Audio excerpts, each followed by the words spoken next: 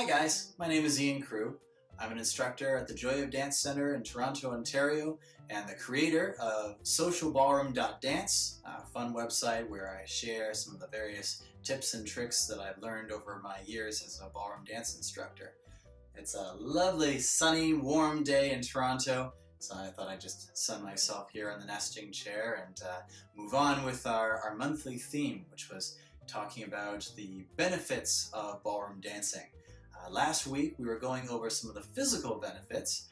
Today we're going to move on with some of the mental benefits, how dancing is good for the brain. So the first thing I'd like to start with is our ability to think spontaneously or laterally. When we're picking up new patterns, new steps, new techniques, we are gradually developing this subconscious understanding of how are we moving to what we hear and relative to who's in front of us. We're basically just developing an intuitive sense of how to come up with the right step or the right styling followers at the right time. So as we develop this and we strengthen with this is what we would call that spontaneous thinking. Another thing that we build on while we're learning to dance is our memory. We're talking about learning new patterns or new techniques, new ways of moving our arms, our body, our hips, new ways of connecting with our partner in more subtle ways. And each new technique, each new step we learn, we're exercising the brain's ability to gather and store that information. It also helps you to gain an increased familiarity with your particular learning style.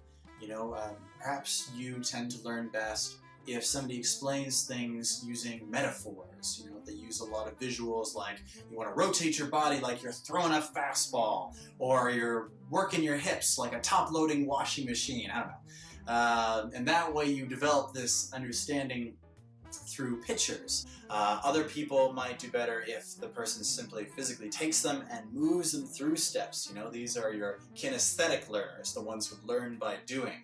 So if you knew about this before, you get a better understanding of it, and if you didn't know before, it's a great thing to explore and to become more aware of. A lot of you have probably heard about a number of studies that talk about how ballroom dancing is very good at reducing our risk of falling prey to things like dementia or Alzheimer's or Parkinson's, and I want to just say something quickly about that.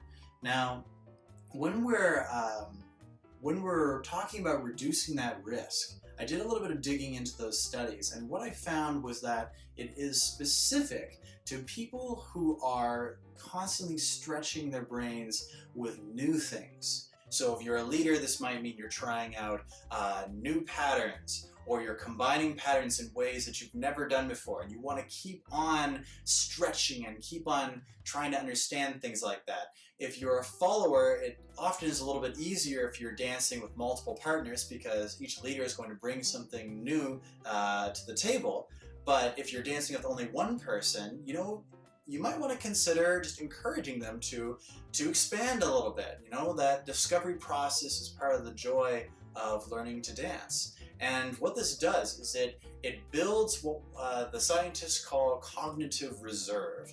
This is just a fancy way of saying, it gives us more bridges by which we can reach the information that we're trying to gather for ourselves. So when we have dementia and Alzheimer's, that tends to break a lot of the bridges. But if we have a lot of bridges already built up through this exercise of dancing, we can have dementia or Alzheimer's for quite a long time before we ever manifest any physical indication that we're actually losing our memory. One of the really great benefits of ballroom dancing, especially if you have a romantic partner in your life, is it develops your sensitivity to whomever is in front of you. When you're dancing a ballroom dance, you're in close contact with that person. You've got that physical connection.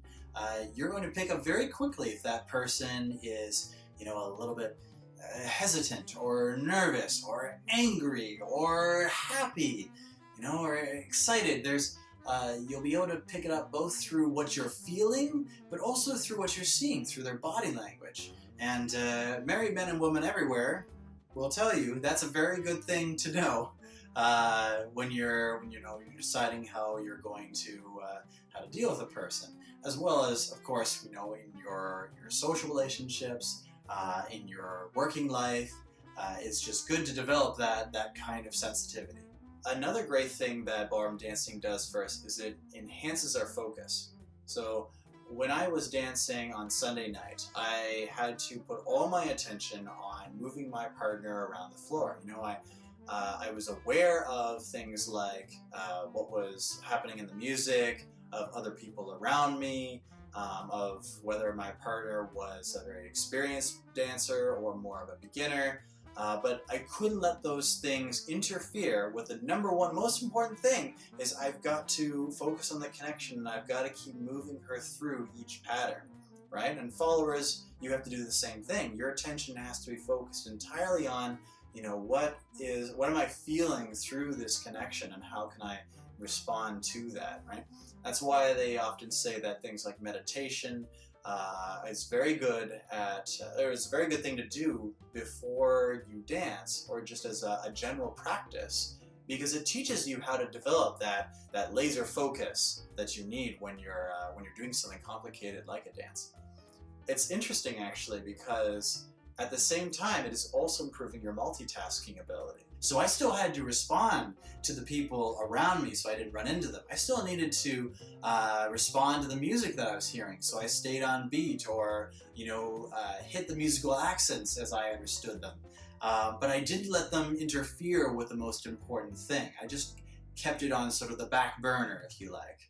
It's good to have faster mental reflexes. We talked last week about some of the how physically we develop faster body reflexes through ballroom dancing. Well, it's got to start in the mind before it gets to the body. So if I'm dancing and somebody moves in my way when I'm in the middle of a pattern that moves forward, or if I am a follower and my leader is cross-body leading me into another couple without looking where he's taking me, both these cases we've got to react very quickly in order to protect ourselves and our partner. Now, and finally, we want to be able to plan ahead with these things.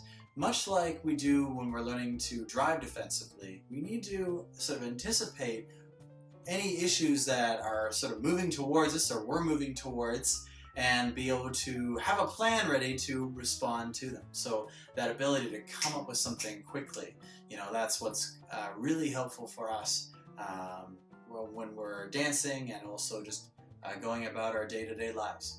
So those again are some of the most obvious mental benefits. Again, this isn't an exhaustive list. There's plenty of other things that it helps you with mentally, but these again are the most obvious ways in which dancing is good for your brain. I hope you found this useful. Next week we're going to talk a little more about the sort of more emotional, social, spiritual aspects of ballroom dancing. And I know that some of you right now are probably thinking, oh, Ian's gonna go into some woo-woo, we're all part of the earth, man. And it's gonna be more on the practical side of things. There will be, things about how we connect emotionally with our partner.